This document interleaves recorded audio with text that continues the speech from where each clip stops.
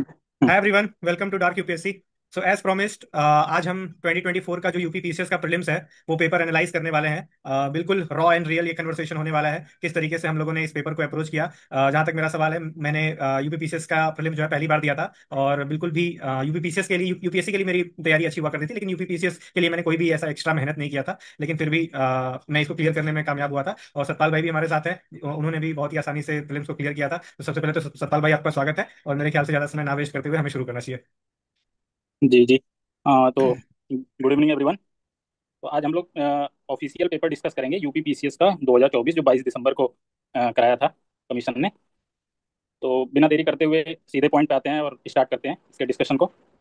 तो पहला क्वेश्चन आप लोग देख सकते हैं कि जो कि हिस्ट्री से रिलेटेड है।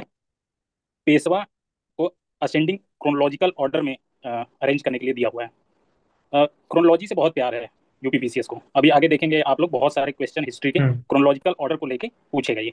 तो पहला क्वेश्चन देखते हैं हम लोग। पेशवा पेशवा स्पेशली अगर देखा जाए तो यूपी पीसीएस मराठास पे काफी फोकस करता है। तो आप लोग को मराठा का थोड़ा हिस्ट्री ध्यान रखने की जरूरत है। तो इस क्वेश्चन में क्रोनोलॉजिकल ऑर्डर पूछ रहा है, तो इसमें मुझे दो लोग का पता था केवल। एक बालाजी विश्वनाथ और बालाजी बाजीराव। इन दोनों लोग का रिलेशन था कि विश्वनाथ बाजीराव के फादर थे। तो यहाँ से मैंने गेस किया कि 4 के बाद 2 आएगा। और फिर ऑप्शन में जाने के बाद एक ही ऑप्शन ऐसा है जहाँ पे 4 के बाद 2 दिखाई देता है आपको। तो जरूरी नहीं है कि सब कुछ आपको आता ही हो। केवल नॉलेज का गेम नहीं है ये। यही हम लोग समझाने आए हैं। केवल नॉलेज के बेसिस पे नहीं होता है। ये है कि नॉलेज प्राइमरी चीज है लेकिन सफिशियंट नहीं है।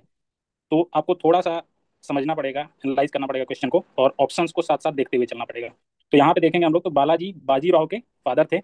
तो इससे एक हम लोग डिड्यूस करते हैं। ए ऑप्शन करेक्ट है। बाकी सारे ऑप्शन में आप लोग देखेंगे तो अपने आप एलिमिनेट हो जाएगा। तो हाँ, मतलब मराठास पे फोकस कर। बिल्कुल बिल्कुल, मैं भी वही कह रहा हूँ। जैसे मुझे भी बिल्कुल भी आइडिया नहीं था पेशवा की क्रोनोलॉजी, कौन इतना डिटेल में पढ़ के जाता है यार। खासतौर पे यूपीएससी में तो कभी भी ऐसे क्वेश्चन देखने को नहीं मिलते हैं। हालांकि मैं थोड़ा सा फिल्म वगैरह देखता एग्जैक्टली। हूँ, तो मुझे उतना आइडिया था कि वो जो रणवीर सिंह वाली फिल्म थी, तो उसमें बाजीराव था, वो तो हाँ हाँ बालाजी विश्वनाथ की बातें होती, तो मुझे बस इतना पता था कि इनमें इनमें सबसे पुरानी जो है वो बालाजी विश्वनाथ ही है। और बाकी ये रघुनाथ राव वगैरह हाँ। है, तो इनको तो हम लोग एंग्लो मराठा वॉर टाइम में पढ़ते हैं कि इन्होंने शायद हम्म। फ्रांस से कुछ जो जो एंग्लो फ्रेंच राइवलरी थी, तो उसमें शायद ये हाँ। फ्रांस वालों के साथ थे या कैसा था। मतलब मुझे इतना आइडिया था कि ये 18 सेंचुरी में है, और सबसे पुराने बालाजी विश्वनाथ जी। है, और सबसे पुराना बालाजी हम्म। विश्वनाथ वहीं से आंसर आ जाएगा ए। बिल्कुल। और यहाँ पे आपको 4 ऑप्शन पता भी नहीं है, तब भी आप 2 ऑप्शन से डिड्यूस कर पा रहे हैं अपने आंसर को। तो अब अगले क्वेश्चन पे बढ़ते हैं हम लोग। हाँ। अगला क्वेश्चन है, consider the following statement with reference too early trade. Trade को लेकर पूछा है इसने। तो फर्स्ट ऑप्शन ये है कि there are references of numerous river port in ancient India. अब आप ये ऑप्शन पढ़िए, कितना जेनरिक स्टेटमेंट है ये। There are references to of numerous river port. Obviously होगा ही, कहीं ना कहीं हिस्ट्री में ये रेफरेंस मिलेगा ही आपको रिवर पोर्ट का। तो ये जनरली हम सही मान के चलेंगे। जनरली क्या, हमेशा 99% केस में ये चीजें सही ही होती हैं। सेकंड ऑप्शन है, there were large entrepots of goods and traffic. Entrepot अगर नहीं पता है तो यहाँ से आप देख सकते हैं, बड़े बड़े गोदाम इसका मतलब होता है। तो ऑब्वियसली जब पोर्ट रहेगा तो वहां पे गोदाम रहेंगे ही। तो इसको गलत करने का कोई सेंस नहीं बनता है। और सही सही। रही बात रिवर पोर्ट्स की, तो कुछ नाम यहाँ पे बताना चाहूंगा। एक पुहार था जो कावेरी रिवर के माउथ पे था, हम्म। जो कि चोलाज से रिलेटेड था। और ताम्रलिप्ति पोर्ट था, काफी फेमस है। बंगाल में था ना ये शायद। ताम्रलिप्ति, हाँ, वेस्ट बंगाल का। तो ये कुछ चीजें हैं जो अ, हम लोग एक्स्ट्रा बताते हुए चल रहे हैं। तो यहाँ पे देखेंगे तो पहला बहुत ही जनरल स्टेटमेंट है, सही ही होगा, क्योंकि रेफरेंस आपको कहीं ना कहीं मिलेगा ही रिवर पोर्ट का। और there were large entrepot of goods and traffic. तो अगर पोर्ट है तो वहाँ पे गोदाम तो होंगे ही। तो इसका answer both A and B. बिल्कुल बिल्कुल, अब इससे जेनरिक नेक्स्ट स्टेटमेंट क्वेश्चन। आपको नहीं मिल सकता है। मतलब दोनों इतने जेनरिक स्टेटमेंट है। अब भाई वो पोर्ट है, इतना बड़ा हमारा प्राचीन इतिहास है, लोथल से लेके ताम्रालिप्ति और तमाम सारे पोर्ट, कई सारे पीवाईक्यूज आपको पोर्ट के देखने को मिलेंगे, तो वो तो रहेगा ही। और पोर्ट रहेगा तो वहाँ जो है गोदाम, मतलब गुड्स एंड ट्रैफिक ही रहेगा ना यार, वहाँ कुछ और तो वहाँ हाँ। डिलीवर होगा नहीं, तो यही सब होगा। वैसे ही, और पाटलिपुत्र में भी एक पोर्ट था, पटना में, रिवराइन पोर्ट। अगर बात करेंगे तो इसमें जैसे अच्छा। दिया है रिवराइन पोर्ट, तो एक्स्ट्रा इन्फॉर्मेशन हम्म। ये रही। नेक्स्ट क्वेश्चन पे चलते हैं। तो ये क्वेश्चन मुझे नहीं आ रहा था एग्जाम में। ये क्वेश्चन मैंने लीव किया था वहां पे। लेकिन ऐसे क्वेश्चन को डील कैसे करना है, कुछ अगर आपको डायनेस्टीज हैं, कोई डायनेस्टी है तो उसके पहले और लास्ट का जो रूलर है उसका नाम आप अगर हो सके तो याद कर लें। मेजर मेजर डायनेस्टीज, सेन मुझे नहीं पता थी। लेकिन इसका जो इसको अगर आपको केवल फाउंडर का नाम पता होता, हेमंत सेन ने इसको फाउंड किया था, केवल यहाँ से अगर आपको पता होता फाउंडर का, तो आप सीधे आंसर पे आ जाते। हेमंत सेन ने इसको फाउंड किया था 1070 एडी में। और लक्ष्मण सेन जो थे ये लास्ट रूलर थे इसके, और जिनको बख्तियार खिलजी ने हराया था, हाँ, 1204 में। ये है। ये क्वेश्चन मुझे नहीं आता था, मैंने इसको लीव किया था, लेकिन ऐसे क्वेश्चन को डील कैसे करना है, आपको अगर पहला रूलर पता था यहाँ पे तो आप सीधे आंसर पे आ जाए। ऑप्शन ऐसे सेट करता है कमीशन कि हम्म। बच्चे उस चीज को सॉल्व करें, क्वेश्चन यहाँ पे आपको सॉल्व करने के लिए दिया जाता है हमेशा। बिल्कुल बिल्कुल। हाँ मतलब मैं तो मुझे नेक्स्ट भी ये क्वेश्चन क्वेश्चन नहीं आ रहा था, मतलब मैंने भी मेरे ख्याल से मैं तुक्का मारा था, ये अभी में से ही कोई मारा था, मेरा गलत हो गया था। लेकिन ठीक है, मतलब इतना डिटेल में नहीं पढ़ सकते, आगे बढ़िए। एग्जैक्टली 200 में 200 कट ऑफ नहीं होती है। तो हाँ आप क्वेश्चन छोड़ सकते हैं, ऐसे क्वेश्चन को फर्स्ट आइटरेशन में आपको छोड़ देना है अगर बिल्कुल। नहीं आ रहा है तो। जब लास्ट में आप अगर कम अटेम्प्ट रह जाता है 150, मान लीजिए 120 तक ही अगर आपने अटेम्प्ट किया है, 10 और करना चाहते हैं, तब ऐसे क्वेश्चन को आप अटेम्प्ट कर सकते हैं। Next next. क्वेश्चन पे आते हैं, consider the following statement with reference to Bairam Khan. अब ये बैरम खान था कौन? बैरम खान रेजेंट था अकबर का, मतलब प्रतिशासक था उसका। तो फर्स्ट ऑप्शन ये है कि Akbar gave the title of खाने खाना टू बैरम खान। ये स्टेटमेंट सही है। अकबर ने टाइटल दिया था खाने खाना को बैरम खान। सेकंड स्टेटमेंट पे आते हैं, ये क्या कह रहा है, this title was not given at the time of appointment of Bairam Khan as वजीर ऑफ एम्पायर। तो आपको ये ध्यान रखना है थोड़ा वर्डिंग का, अगर नॉट आ गया तो थोड़ा सा सचेत हो जाना है, ओनली आ गया तो सचेत होना है, मोस्ट आ गया तो सचेत होना है। मतलब एक्सट्रीम वर्ड आते हैं कहीं, या निगेटिव जबरदस्ती घुसा रहा है कहीं स्टेटमेंट के अंदर में, तो फिर आपको थोड़ा सा सचेत होके इसको देखना है क्वेश्चन को। Akbar gave the title of खाने खाना, हाँ उसने दिया था। This title was not given at the time of appointment of Bairam Khan as वजीर ऑफ एम्पायर। तो इतना बड़ा अगर टाइटल कोई दे रहा है तो कुछ इवेंट होगा तभी देगा वो, कुछ इवेंट हो रहा होगा। और यहाँ पे दिख रहा है कि स्टेटमेंट को गलत करने के लिए नॉट को डाला जा रहा है जबरदस्ती। तो ये ऑप्शन गलत है, इसको दिया गया था उसी टाइम जब इसको वजीर बनाया गया था। तो हम्म इसका ऑप्शन ओनली वन होगा आंसर। हम्म। जैसे मैं बात करूं तो मुझे दोनों स्टेटमेंट के बारे में बिल्कुल भी आइडिया नहीं था। जो दूसरा स्टेटमेंट था, वही बात है कि जो हिस्ट्री में नेगेटिव स्टेटमेंट गलत होते हैं यार। हिस्ट्री में कोई कोई भी स्टेटमेंट अगर हाँ, अथॉरिटी के साथ निगेटिव बनाया गया है तो वो गलत ही होगा, क्योंकि इतने सारे ट्रेवलॉग्स हैं, इतने सारी किताबें लिखी हुई हैं, कहीं ना कहीं से मतलब वो उसको पॉजिटिव स्टेटमेंट ही सही होता है हिस्ट्री में ज्यादातर, अगर देखा गया एक्सेप्शन हर हाँ, चीज में होते हैं। और इतना मतलब एक टाइटल उसको दिया जा रहा है जो प्रतिशासक रहा है, उसके मतलब बचपन से साथ रहा है अकबर के, और उसको इतना बड़ा टाइटल दे रहा है तो कुछ इवेंट जरूर हो रहा होगा, उसको कुछ बड़ा पद दिया जा रहा होगा, तभी आपको ये दिया जा रहा है। सही बात। तो नेक्स्ट क्वेश्चन पे आते हाँ हैं। हाँ। Write in descending order of the following statement on the basis of their population as per census 2011।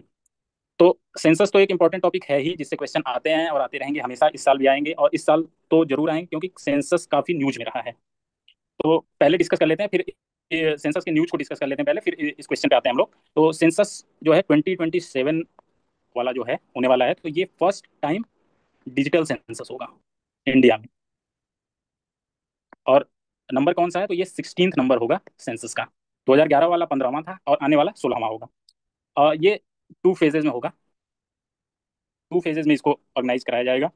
और इसमें एक बहुत कास्ट इन्यूमरेशन वाला जो है, ये काफी हॉट टॉपिक रहा है आजकल इंडियन पॉलिटिक्स में, तो कास्ट इन्यूमरेशन को इंक्लूड किया जा रहा है। इसकी कट ऑफ डेट अगर डिस्कस करें तो इसको 1 मार्च 2027 तक इसको कंप्लीट करना है। सेंसस कराता कौन है, तो होम मिनिस्ट्री रिस्पॉन्सिबल होती है इसके लिए, और रजिस्ट्रार जनरल ऑफ इंडिया कराते हैं। सेंसस एक और पॉलिटी से रिलेटेड अगर फैक्ट बताएं तो ये यूनियन लिस्ट में आता है। ये आजकल काफी लिस्ट वाले क्वेश्चन काफी प्यारे हो रहे हैं स्टेट कमीशंस को और हाँ यूपीएससी को भी। यूपीएससी को भी हाँ। हाँ, तो यूनियन लिस्ट में एंट्री तक पूछ लेते हैं ये लोग, तो एंट्री नंबर 69 में है सेंसस। और कौन से एक्ट के अंदर होता है, तो ये सेंसस एक्ट के अंदर होता है, सेंसस एक्ट ऑफ 1948। तो ये आपको याद रखना है कौन से एक्ट के अंदर होता है, लिस्ट में कौन सी एंट्री है, यूनियन लिस्ट में आता है, कट ऑफ डेट क्या है, पहली बार डिजिटल हो रहा है, तो ये सब चीजें ध्यान रखनी है। तो यहाँ से क्वेश्चन बनने के काफी चांसेस हैं, इस बार काफी हाई चांसेस हैं, और देखने को मिलेगा भी हमें लगता है 12 अक्टूबर को एक नई क्वेश्चन हमें। तो यहाँ पे हम क्वेश्चन डिस्कस करते हैं, descending order of the following statement on the basis of their population as per census 2011। तो हमें तो पता है यूपी हमेशा से आगे ही रहता है, तो यूपी पहले नंबर पे है, इस फैक्ट में कोई डाउट नहीं है। और बिहार, यूपी की अगर 2011 के सेंसस के मुताबिक अगर देखा जाए तो यूपी की पॉपुलेशन 20 करोड़ प्लस थी थोड़ी, और बिहार दूसरे नंबर पे था। बिहार आपका 10.3 करोड़ इस ऑप्शन के हिसाब से। वैसे तो महाराष्ट्र था दूसरे नंबर पे, महाराष्ट्र दूसरे नंबर पे था 11.2 करोड़, लेकिन इस ऑप्शन ने दिया नहीं महाराष्ट्र, तो बिहार दूसरे पे आएगा, यूपी पहले पे आएगा। तो 3-1, 3-1। आपको आगे का देखना भी नहीं है, आप अगर दो स्टेटमेंट के साथ भी जाएं तो सीधे डी पे पहुंच जाएंगे। तो ऑब्वियसली थर्ड पे वेस्ट बंगाल और फोर्थ पे आंध्र प्रदेश आएगा ऑप्शन में। वैसे मेरा एक नेक्स्ट क्वेश्चन क्वेश्चन पे गलत हो आते हैं। गया था, क्योंकि मैंने डिटेल में ये सेंसस पढ़ के नहीं गया था, तो मैंने इसका ऑप्शन ही मार दिया था। तो मेरा ही गलत हुआ था क्वेश्चन। हाँ, आगे हाँ, बढ़िए। तो वही यूपी सबको पता था, यूपी सबको पता था, लेकिन वो बिहार और हम्म। बंगाल में कंफ्यूजन था मैक्सिमम लोग को। हाँ। और ज्यादा अंतर भी नहीं है बिहार और बंगाल में, 10.3 इनका है और 9.13 उनका है, बंगाल अच्छा का। अच्छा।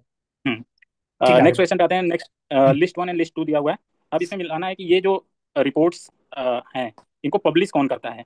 तो ये मैक्सिमम लोग पढ़ लेते हैं, कहीं ना कहीं करंट अफेयर्स में रहता है ये सब चीज़ें, लेकिन अगर आपको नहीं पता है, फिर भी नहीं पता है, तो आप ऑप्शन को कैसे मिलाना है वो चीज़ बताते हैं हम। जैसे आप फोर्थ ऑप्शन देखेंगे, इमिशन गैप रिपोर्ट।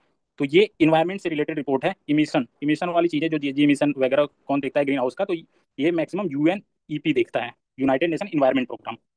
तो आप डी को टू से, यूएनईपी, डी को टू से मिलाने के बाद आपके दो ऑप्शन एलिमिनेट हो जाते हैं। तो आप जब भी पेपर अटेम्प्ट कर रहे हो, तो अगर आपके जो ऑप्शन एलिमिनेट होते हैं उनको कट कर दें, ताकि फिर आपको कंफ्यूजन ना हो, बार बार उन ऑप्शन को देखना ना पड़े। तो आपके पास पेन होती है, पूरी स्वतंत्रता है, आप कट कर सकते हैं ऑप्शन को। पेन चलाइए, पेन खूब यूज करिए अपने पेपर पे। फिर उसके बाद देखते हैं human development report. Human development report सबको मोस्टली पता होता है कि यूएनडीपी लेके आता है। ए का थ्री वैसे दोनों में था। अब चलते हैं वर्ल्ड इकोनॉमिक आउटलुक रिपोर्ट, तो ये आईएमएफ रिलीज करता है। और इन्वेस्टमेंट रिपोर्ट, ये UN conference on trade and development इसके द्वारा लाए। वैसे आप देखें तो इन्वेस्टमेंट मोस्टली ट्रेड से रिलेटेड टर्म है, तो वैसे भी जा सकते हैं आप, अगर नहीं पता है तो इसको आप मिलाएंगे तो आप आंसर पे पहुंच जाएंगे। तो इसका ऑप्शन ए का आंसर होगा। वैसे मैक्सिमम रिपोर्ट हम लोग पढ़ाएंगे आने वाले सेशंस में आपको। मेजर जो रिपोर्ट्स हैं उसमें इंडिया की रैंकिंग क्या है, ये सारी चीजें पढ़ाई जाएंगी आपको करंट की क्लासेस में। नेक्स्ट क्वेश्चन पे आते हैं। Consider the following events and arrange them in correct chronological order. देखिए फिर से क्रोनोलॉजिकल, क्रोनोलॉजी फेवरेट है इसका, मैक्सिमम ये अरेंज करवाता है चीज़ों को। वैसे ये क्वेश्चन मुझे आ नहीं रहा था, सेम। तो इसको मैंने छोड़ दिया था। लेकिन इसका क्यों लेके हम लोग, और क्या क्या हमें पढ़ना चाहिए, और ये चीज़ मैं बता देता हूँ। कि जैसे डिजिटल इंडिया मिशन हो गया, ये कब आया था आपको पता होना चाहिए। मेक इन इंडिया, पीएम स्वामित्व, पीएम स्वामित्व हो गया, लखपति दीदी हो गया। ये मेजर मेजर प्रधानमंत्री कृषि सिंचाई योजना हो गया। ये मेजर मेजर चीजें आपको पता होनी चाहिए। यूपीएससी ने तो 2022 में किसान क्रेडिट कार्ड तक को पूछ दिया था। ये 1998 की स्कीम है लगभग, जहां तक मैं रिकॉल कर पा रहा हूँ। इसको यूपीएससी ने पूछ दिया था 2022 में। तो आपको कोशिश करनी है कि मतलब 2014 के बाद वाली स्कीम तो पढ़नी ही है, 2014 के बाद वाली मेजर स्कीम पढ़ लेनी है कि कौन से ईयर में लाई गई है। तो ये अरेंज करवा सकता है। Next question, economist author and their books, author and book. अब ये क्वेश्चन था, बाउंसर था ये, और सबके लिए था। सबको इतना नहीं पता होता है। ये वैसी बुक नहीं है जो न्यूज़ में रहती हैं जनरली। मुझे, जैसे मैं पॉलिटिकल साइंस का स्टूडेंट हूँ, तो मुझे ये चीज़ मिर्डल का पता था, गुरनार मिर्डल, इनकी है economic theory and under developed region.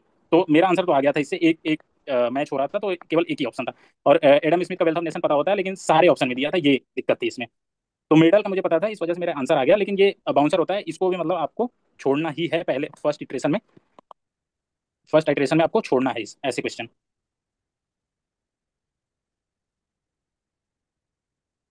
तो क्वेश्चन नंबर 9 पे आते हैं। क्वेश्चन नंबर 9 क्या बोल रहा है कि which of the following statement is not true about ecological needs. Not true. सबसे बड़ी बात तो ये है कि बच्चे गलती क्या करते हैं कि वो ये नॉट को कई कई जगह ध्यान नहीं देते हैं। तो आपको क्या करना है कि उसको अपने पेन से गोला कर लें या स्टार मार्क कर लें कि हाँ नॉट पूछा है, और उस चीज को ध्यान में रखते हुए ही आगे ऑप्शन को पढ़ें। क्योंकि थोड़ा सा माइनर मिस्टेक होगा और आपका ऑप्शन ऊपर नीचे हो जाएगा, और आप नेगेटिव चले जाएंगे। तो इकोलॉजिकल इकोलॉजिकल नीड्स के बारे में पूछा है। इकोलॉजिकल नीड्स वैसे बता देता हूँ क्या होता है। इकोलॉजिकल नीड्स ये होता है कि functional role of species within community. तो फंक्शनल रोल एक कीवर्ड है, इसको ध्यान रखिए बस। तो इकोलॉजिकल नीड्स, जैसा कि बताया, functional role of species within community. तो यहाँ पूछा नॉट ट्रू। नॉट ट्रू क्या है, ऑप्शन पढ़िए पहले आप। यहाँ पे आपको नहीं पता है, फिर भी आप ऑप्शन पढ़ेंगे एक बार, तो यहाँ से एलिमिनेट करना बहुत ईजी है। तो पहला ऑप्शन आप पढ़ेंगे, dominant species occupy extensive and broader ecological needs. चलिए ठीक है। अब सेकंड ऑप्शन पढ़िए, number of species become large in ecological needs of natural ecosystem if resources are sufficient. ये आपका बी ऑप्शन है। और सी पढ़िए, number of species become small in ecological needs if resources are sufficient. Resources sufficient दोनों जगह है, एक जगह बोल रहा है लार्ज हो जाएगी, एक जगह बोल रहा है स्मॉल हो जाएगी, तो दोनों स्टेटमेंट यहाँ पे कॉन्ट्राडिक्टिंग है, कॉन्ट्राडिक्टिंग स्टेटमेंट है यहाँ पे, तो मतलब इनमें से कोई एक ही सही होगा। अब देखते हैं कि अगर सफिशिएंट रिसोर्स होगा तो ऑब्वियस है स्पीसीज की संख्या बढ़ेगी, तो बी सही होगा। बी सही होगा तो आपका सी जो है वो गलत हो जाएगा, तो सी यहाँ पे नॉट ट्रू पूछ रहा है, वो आंसर हो जाएगा। आपको नहीं पता है चीजें, फिर भी आप ऑप्शन पढ़ेंगे, आपको ध्यान से उस टाइम में पढ़ना है ऑप्शन को, एक भी चीज मिस नहीं होनी चाहिए। आप देख पा रहे हैं यहाँ पे, आपको अगर नॉलेज नहीं है फिर भी कॉन्ट्राडिक्टरी स्टेटमेंट दे रखा है दो, और वहीं से आपका आंसर आ जा रहा है। हाँ मतलब बिल्कुल, मतलब सिंपल इसमें दिया है कि रिसोर्स सफिशिएंट है। अगर किसी को इकोलॉजिकल निश नहीं भी पता है, जब रिसोर्स कहीं हाँ, सफिशिएंट होंगे तो नंबर ऑफ स्पीशीज बायोडाइवर्सिटी वहां ज्यादा होती है ना यार, तो कैसे ये सही हो ज्यादा ही सकता है। होगी। हाँ तो यहीं से ऑप्शन सी हम्म। आ जाएगा। और दोनों स्टेटमेंट कॉन्ट्राडिक्टरी दे रखे हैं, तो हाँ ऑब्वियस है कि एक ही सही होगा एक दोनों ही में है, से। सही बात। हम्म। यहाँ पे फिर से match the following list one and list two को करना है कि बायोस्फीयर रिजर्व कौन से स्टेट में है।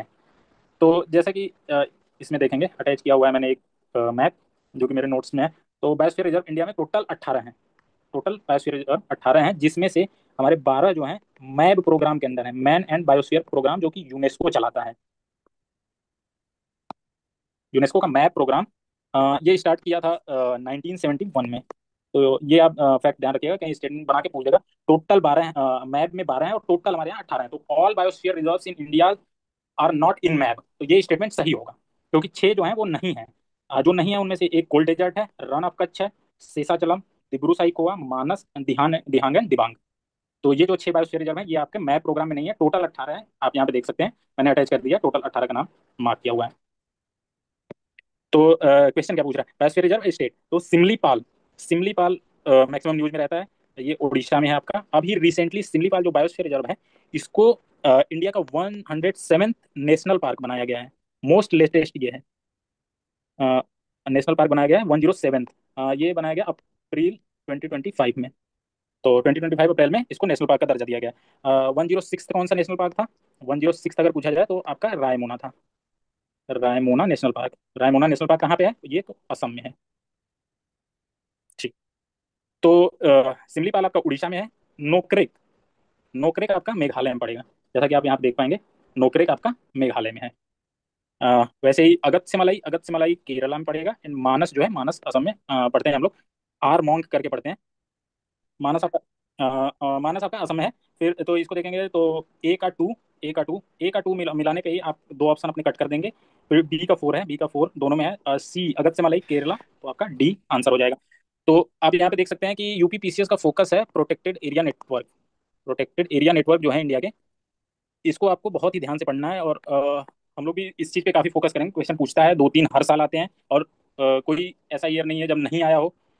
काफ़ी न्यूज़ में भी चीज़ें रही हैं, तो आपको national park, biosphere reserve, wetland, tiger reserve काफ़ी न्यूज़ में रहे हैं। यहाँ से क्वेश्चन बनने के इस बार चांसेस है, बायोस्फीयर रिजर्व देगा, टाइगर रिजर्व देगा और स्टेट पूछेगा।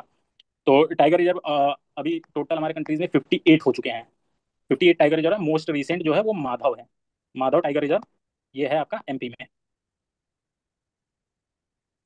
और फिर आगे 11th क्वेश्चन से कृपा सर डिस्कस करेंगे थोड़ी देर आपके लिए। हाँ तो 11th क्वेश्चन में scientific investigation depends on commitment to practical ideas. अब ये कैसे गलत हो सकता है यार, मतलब साइंटिफिक मतलब अगर आप ये कह रहे हैं कि भाई थोड़ा नीचे करिएगा। हाँ साइंटिफिक, अगर आप स्टेटमेंट को गलत मान लीजिए, आप गलत मान रहे हैं, तो आप ये कह रहे हैं कि scientific investigation depends on impractical ideas, ऐसा कभी हो सकता है? बिल्कुल नहीं हो सकता है। तो ऐसे स्टेटमेंट सॉफ्ट स्टेटमेंट्स होते हैं ये, मतलब जनरली ये सही होते हैं, बहुत ही जेनरिक स्टेटमेंट है। उसी तरह से honesty is important, particularly important in science. अब ऑनेस्टी इंपॉर्टेंट, अब ऐसा तो नहीं बोला है कि honesty is the only thing which is important in science, it is particularly important in science. अब इसको भी अगर आप सोचिए कि आप गलत मान लीजिए इसको, इसका मतलब यूपीपीसीएस कमीशन ऐसा कह रहा है कि honesty is not important in science. अरे भाई गांधी के सेवन सिंस पढ़िए, कुछ भी पढ़िए, एथिक्स हम लोग अलग से पेपर देते हैं, तो ऑनेस्टी तो हर चीज में होनी चाहिए, चाहे वो साइंस हो, चाहे वो रिलीजन हो, चाहे वो ब्यूरोक्रेसी, ऑनेस्टी हर जगह होनी चाहिए। तो ऐसे स्टेटमेंट जो होते हैं और ऐसे क्वेश्चन जो होते हैं ये मतलब बहुत ही आसान क्वेश्चन होते हैं, और मतलब इसमें बहुत ज्यादा शक्की मिजाज का नहीं होना चाहिए, बहुत आराम से आप इसको दोनों statement, both statements are correct है, तो इससे आप इसको सही कर सकते हैं। आगे बढ़ता है क्वेश्चन नंबर 12। हाँ, अब देखिए ये भी, अब जैसे यूपीपीसीएस और यूपीएससी में यही अंतर होता है ना, जैसे ऊपर भी हमने देखा कि protected areas, direct protected area का नाम लिखा और स्टेट पूछ दिया, वैसे ही इसमें जो plant species from higher to lower order वाली बात है, तो इसमें इसने डायरेक्ट पूछ दिया। तो ये आपको प्रिपेयर करना होगा, और इसी में जिसने इन्वायरमेंट जो है, इन्वायरमेंट का स्टैटिक पोर्शन काफी अच्छे से किया है, उसको थोड़ा सा एज मिल जाएगा, क्योंकि यहाँ स्टेटमेंट जो है डायरेक्ट आपको देखने को मिलेंगे। तो सबको पता होता है किंगडम होता है, किंगडम के बाद फाइलम होता है, फाइलम के बाद क्लास होता है, ऑर्डर होता है, फिर मेरे ख्याल से फैमिली होती है, फिर जीनस होता है, फिर मेरे ख्याल से स्पीशीज होता है। तो ये जो है, ये ऑर्डर जो है KPCO करके मैंने याद किया था इसको, तो सबसे ऊपर किंगडम, फिर फाइलम, फिर क्लास, फिर ऑर्डर, फिर फैमिली, फिर जीनस, फिर स्पीशीज। ये आपको याद होना चाहिए, पीवाईक्यूज आप उठा के देख लीजिए यूपीपीसीएस के, कई बार ये पूछा हुआ है, तो आपको ये पता होना चाहिए, और ये यूपीएससी के लिए भी याद रखिएगा क्योंकि पूछ सकता है। अगले क्वेश्चन में बढ़ते हैं भाई, क्वेश्चन नंबर 13 नीचे करिए। जस्टिस पार्टी का क्वेश्चन आ गया। आप देखिए जो मॉडर्न हिस्ट्री की जहां तक बात है, अब आप देख सकते हैं यूपीएससी का जो लोग अटेम्प्ट देते हैं मॉडर्न हिस्ट्री, ना के बराबर पूछता है, मतलब इस साल भले ही मतलब आपको 3-4 क्वेश्चन देखने को मिल गए थे, लेकिन वहां पिछले 3-4 साल से ना के बराबर क्वेश्चन आ रहा है, लेकिन यहाँ जो हाँ, है। केवल एक से दो क्वेश्चन पूछ रहा था। पिछले हाँ 2023 में भी क्वेश्चन कम थे, 2024 में भी कम थे, लेकिन 2025 पे यूपीएससी का फोकस थोड़ा शिफ्ट हुआ है। यूपीएससी इसके लिए जाना भी जाता है कि कुछ साल पूछता है, कुछ सब्जेक्ट को हम्म। दबा देता है, फिर से एकाएक आता है बाहर। हाँ, तो वही है, तो ऑर्गेनाइजेशन अब ऐसे में वो जो किताब है ना आपकी स्पेक्ट्रम, स्पेक्ट्रम आपको हो सकता है कि हाल फिलहाल में आपको यूपीएससी में बहुत ज्यादा मदद ना करे, लेकिन यूपीपीसीएस बीपीएससी ऐसे एग्जाम्स में ये आपकी पक्का मदद करेगा। और उसमें एक अलग से हम लोग पढ़ते हैं जो ऑर्गेनाइजेशन, जो पॉलिटिकल ऑर्गेनाइजेशन है, सोशल रिलीजियस ऑर्गेनाइजेशन है, बहुत ही ज्यादा इंपॉर्टेंट हो जाता है, और क्रोनोलॉजी तो यूपीएससी को भी और यूपीपीसीएस को भी बहुत ही अच्छे से पसंद है। तो जस्टिस पार्टी पूछा हुआ है, तो justice party opposed Congress by calling it a ब्राह्मण डोमिनेटेड ऑर्गेनाइजेशन। अगर आप थोड़ा बहुत भी मतलब, अगर आपको बेसिक जानकारी नहीं भी है, अगर आपको इतना भी पता है कि जो साउथ के मेजर ऑर्गेनाइजेशंस होते हैं वो मेनली उन्होंने ब्राह्मणिकल डोमिनेंस को जो है चैलेंज किया था, चाहे वो पेरियार का सेल्फ रेस्पेक्ट मूवमेंट हो, चाहे जस्टिस पार्टी जो कि मेरे ख्याल से 1916 में फॉर्म हुई थी सीएम मुदलियार और टीएम नैयर द्वारा। मुझे याद इसलिए है क्योंकि ये बार बार पूछता है, और मैंने जो यूपीएससी के लिए काफी अच्छे से मॉडर्न हिस्ट्री पढ़ा था, तो जाहिर सी बात है मुझे एक्जैक्टली नहीं पता था कि ये इसका काम क्या है, लेकिन मैंने एक रफ गेस लिया कि हाँ, justice party oppose Congress by calling it Brahmin dominated organisation, ये बात सही हो सकती है क्योंकि ब्राह्मणिकल डोमिनेंस को लोग चैलेंज कर रहे थे। हाँ, तो देखिए जहां तक दूसरे स्टेटमेंट की बात है, it claim the same communal representation for non Brahmin as the Morley Minto reform had given to Muslims. अब दूसरा स्टेटमेंट और पहला, अगर पहला स्टेटमेंट सही है तो दूसरा स्टेटमेंट सही होगा ही होगा, क्योंकि दोनों एक ही बात कर रहे हैं। ध्यान से आप पढ़िए, जस्टिस पार्टी ने कांग्रेस को अपोज किया क्योंकि वो ब्राह्मण डोमिनेटेड थी। क्यों? क्योंकि वो जो है जस्टिस पार्टी जो है कम्युनल रिप्रेजेंटेशन मांग रही थी नॉन ब्राह्मण्स का, ये लोग डिप्रेस क्लासेस की बात करते ही थे। तो चाहे वो पेरियार हो, श्री नारायण गुरु हो, या ज्यादातर ऑर्गेनाइजेशन आप साउथ में देखने को अगर आप देखेंगे तो वो डिप्रेस क्लासेस की ज्यादातर बात करते हैं। तो यहाँ से आपका आंसर जो है वो बहुत सही हो जाएगा। तो नेक्स्ट क्वेश्चन पे चलते हैं। हाँ, वर्कर एंड पीजेंट पार्टी, अब देखिए वही बात मैं कह रहा था, ऑर्गेनाइजेशंस बहुत ही ज्यादा इंपॉर्टेंट है, और इतने इंपॉर्टेंट है कि आपको एग्जैक्ट उनके फॉर्मेशन का ईयर पता होना चाहिए। जैसे स्कीम्स हैं, आप यूपीपीसीएस के पीवाईक्यू उठा के देख लीजिए, वो एक पर्टिकुलर स्कीम कौन से ईयर में जो है वो लॉन्च हुआ था, ये बहुत इंपॉर्टेंट है। उसी तरह एक ऑर्गेनाइजेशन कौन से ईयर में लॉन्च हुआ था, ये बहुत इंपॉर्टेंट है। तो worker and peasant party luckily मुझे पता था, क्योंकि मैंने मॉडर्न हिस्ट्री अच्छे से किया था, कि ये जो है 1928 में बना था, और मुझे थोड़ा सा कॉन्फिडेंस है अपने नॉलेज पे, तो अगर ये 27 लिखा है तो मुझे पता है कि 28 ही है, तो यहाँ से गलत हो जाएगा, worker and peasant party was found in 1927 गलत हो जाएगा। उसके अलावा objective of this party was to work within the Congress so that it could be made more revolution incline party and organisation of the common people. बहुत ही soft statement, मतलब बहुत कम ऐसे पार्टीज हैं ऑल इंडिया लेवल पे जो कि कांग्रेस के अंतर्गत काम नहीं कर रहे थे। ज्यादातर जो सदर्न साउथ वाले जो पार्टीज है वही कांग्रेस से थोड़ी सी अलग थी, वरना आप देखेंगे चाहे वो स्वराज पार्टी हो, बाद में जो फॉरवर्ड ब्लॉक भी सुभाष चंद्र बोस ने बनाया था, ज्यादातर पार्टी जो है वो कांग्रेस के अंडर ही काम कर रही थी। तो यहाँ से इसका टू ओनली आंसर हो जाएगा। ठीक है, अगले क्वेश्चन भाई थोड़ा सा नीचे करिए। हाँ, तो क्रोनोलॉजिकल ऑर्डर में लगाना है। अब देखिए ये भी ऑर्गेनाइजेशंस, फिर से लगातार 3 क्वेश्चन देखिए ऑर्गेनाइजेशंस का पूछा हुआ है। ईस्ट इंडिया एसोसिएशन पूछ दिया, तो ये मुझे पता था 1866, क्या नाम है उनका, दादा भाई नौरोजी ने बनवाया था लंदन में, तो ये मुझे पता था। इंडियन एसोसिएशन मुझे पता था 1876, सुरेंद्र नाथ बनर्जी, ये मुझे पता था। उसके अलावा नेशनल इंडियन एसोसिएशन मुझे नहीं पता था, इंडियन सोसाइटी मुझे नहीं पता था। तो मैं 1 और 4, सबसे अर्लीस्ट तो 1 मैंने मान के चला, और सबसे लास्ट जो है इंडियन एसोसिएशन, तो मैंने 1 और 4 देखा, तो बी और डी में से आंसर हो सकता था, तो मैंने इसमें ब्लाइंड गेस लिया था, मैंने डी मारा था इसका, और ये मेरा सही हो गया था। सतपाल भाई आपको मतलब इसमें कुछ आइडिया था? नहीं, इसमें आइडिया नहीं था मुझे भी। यही ईस्ट इंडिया एसोसिएशन और इंडियन एसोसिएशन का ही पता था। इसको मैंने भी हाँ गेस ही किया था, लेकिन मैंने भी इसका टिक किया था, तो मेरा गलत था ये। हाँ, मतलब वही है, कभी मतलब दो ऑप्शन आप 50 एलिमिनेट कर 50 देंगे। पे आ जाते हाँ हैं। हाँ हाँ, वही बात है, तो आपका सही भी हो सकता है, गलत भी हो सकता है, तो मतलब ये बिल्कुल मार्जिन बिल्कुल। लेकर चलना पड़ेगा। अब फिर से हाँ। क्रोनोलॉजी, वही बात सतपाल भाई कह रहे थे, क्रोनोलॉजी बहुत ही ज्यादा इंपॉर्टेंट है। अब देखिए हालांकि इसका आंसर जो है यूपीपीसीएस के ऑफिशियल की में गलत दिया हुआ है, लेकिन बहुत ही आसान क्वेश्चन है ये। रॉयल इंडियन नेवी का रिवॉल्ट जो है 1946 के स्टार्टिंग में हुआ था, जनवरी फरवरी में हुआ था। अनाउंसमेंट ऑफ कैबिनेट मिशन मेरे ख्याल से वही फरवरी मार्च के अराउंड हुआ था। अब कैबिनेट मिशन अनाउंस होगा, उसके बाद इंटरिम गवर्नमेंट बनेगी ना, तो ये भी तो 1 2 3 तो साथ में होंगे क्रोनोलॉजी के हिसाब से, और वहीं से मेरे ख्याल से आंसर भी आ जाएगा। अब पार्लियामेंट डेलीगेशन उससे पहले ही आया हुआ था, मतलब 1945 में ही आया हुआ था, एंड एंड 1945 में, अर्ली 1946 में आया हुआ था, तो यहाँ से बी आंसर हो जाएगा, इसका आंसर जो है यूपीपीसीएस ने गलत दिया हुआ। ठीक है, next question. Age of consent act 1891, बहुत ज्यादा तो जानकारी नहीं थी मुझे, लेकिन ये पता था क्योंकि ये यूपीएससी में भी पूछा हुआ है, यूपीएससी का भी पीवाईक्यू है, 2020 का क्वेश्चन है, जाके उठा के देखिए, रखमा बाई केस का करके एक क्वेश्चन है, तो वहां से पूछा हुआ है, तो वहां से मुझे पता था कि जो बहराम जी मालावारी हैं, ये लूसेंट वगैरह में भी दिया हुआ है, तो मतलब ये मुझे पता था कि बहराम जी मालावारी से एसोसिएटेड है एज ऑफ कंसेंट एक्ट से रिलेटेड। तो पहले स्टेटमेंट के बारे में तो मुझे जानकारी थी। जो दूसरा स्टेटमेंट है, the act was supported by the extremist wing led by the बाल गंगाधर तिलक। अब देखिए, अब इसमें मुझे एग्जैक्ट जानकारी नहीं था, लेकिन मैंने ये सोचा कि जो बाल गंगाधर तिलक का जो माइंडसेट था, उनका जो अप्रोच था, थोड़ा सा कंजर्वेटिव माइंडसेट था, मतलब वो गणपति फेस्टिवल कराते थे और लोकल लैंग्वेज में जो लोकल कल्चर है उसको प्रमोट करने की बात करते थे, थोड़ा सा एक्सट्रीमिस्ट भी थे। तो पहली बात ये, मतलब कोई भी चीज अगर जो हिंदू आइडियोलॉजी, ये बहुत लिबरल आपको नहीं लग रहा है कि एज ऑफ कंसेंट एक्ट थोड़ा सा लिबरलाइज करने की कोशिश कर रहा है, तो ये उतना भी लिबरल नहीं होंगे कि मतलब ये हर लिबरल चीज को सपोर्ट करेंगे। और उसके अलावा ये अंग्रेजों ने एक्ट पास किया था यार, एक्सट्रीमिस्ट लीडर मॉडरेटर अगर रहते तो मैं एक वक्त के लिए सोच भी सकता था, लेकिन एक्सट्रीमिस्ट लीडर है वो क्यों जो है एज ऑफ कंसेंट एक्ट को ये जो है कि सपोर्ट करेंगे, तो मैंने वन ओनली इसका मारा था। आप बताइए सतपाल भाई। हाँ, यही है, मुझे भी यूपीएससी के पीवाईक्यू से ही पता था ये बहराम जी मालावारी वाला। और सेकंड जो बाल गंगाधर तिलक ने अपोज किया था, ये मैंने पढ़ा था, ये नोट्स में था। अच्छा। और ऋषभ रेवार के एक नोट्स हैं, उसमें लिखा हुआ था, तो मुझे याद था कि बाल गंगाधर तिलक जी ने अपोज किया था इसको।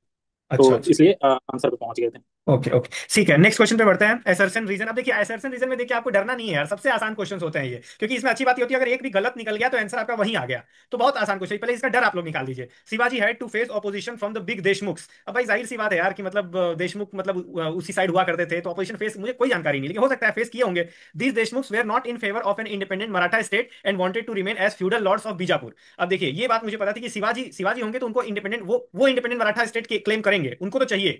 तो मतलब जो ये देशमुख होंगे, जाहिर सी बात है कि हो सकता है कि वो विरोध कर रहे हो, मतलब शिवाजी को इंडिपेंडेंट स्टेट चाहिए, लेकिन इन लोग ये लोग चाहते हो कि नहीं, बीजापुर के ही अंडर वो लोग रहें, ताकि अपना वो लोग बाद में सत्ता क्लेम कर सकें। तो ये मुझे लॉजिकल लगा। अब एसर्सन रीजन में अच्छी बात ये होती है कि बीच में आप बिकॉज लगा लीजिए, बिकॉज लगा के पढ़िए। तो मैंने पढ़ा, Shivaji had to face opposition from the big Deshmukh because the Deshmukh were not in favour of an independent Maratha state and wanted to remain feudal lords. मुझे लॉजिकल लगा, कुछ ऐसा बात नहीं लगा कि ये क्या बात कर रहा है, तो मैंने इसको मतलब बहुत करेक्ट मार दिया, और एक्सप्लेनेशन भी सही है, तो ऑप्शन ही हो जाएगा इसका।